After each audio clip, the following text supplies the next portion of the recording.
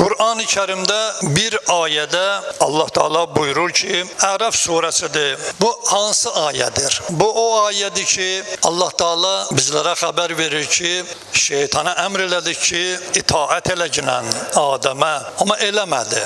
Və biz ona dedik ki, səni dərgahımızdan qovuruq, çıx ginən. Buyurdu, ilahi, mən də sənin düz yolunda olan insanları azdıracağam, bu yoldan döndərəcəyəm, çıxardacağam. Sonra onların yanına gələrək qarşılarından, arxalarından, sağ tərəflərindən, sol tərəflərindən onlara nüfuz edəcəm ki, sən onların əksəriyyətinin şükür etmədiyini görəcəksən və günahkar görəcəksən. Sənin yolundan azdıracağam onları. Bu nə deməkdir? Öndən, arxadan, sağdan və soldan. İmam Məhəmməd Baqir əleyhissalamın bu ayə haqqında bir gözəl hədisi var. Həzrət buyurur, bu 4 qismi xırdalayır. Həzrət buyurur ki, şeytan ki ön tərəfdən insana yaxınlaşar və ona nüfuz eləyər. Həzrət buyurur ki, insanın qarşıdakı aləmini onun gözündə yüngül və sadə bir hal kimi canlandırar. Sabah qiyamət var, sabah filan var, nəyvə lazımdır filandır. Bu kimi fikirləri salar onun beyninə, yüngülləşdirər.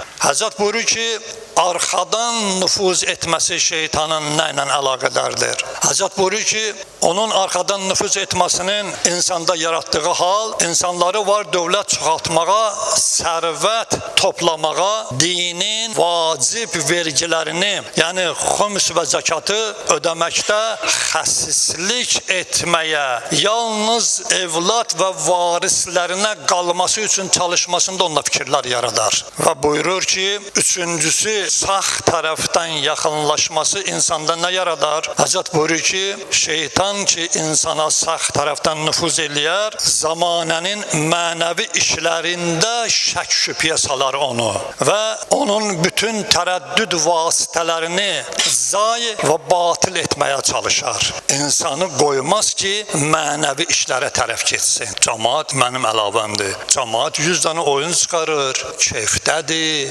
filandadır. Nəyvə lazımdır rəhmətli oğlu? Get dünyanla məşğul ol ginən. Get dünyavı abad elə ginən.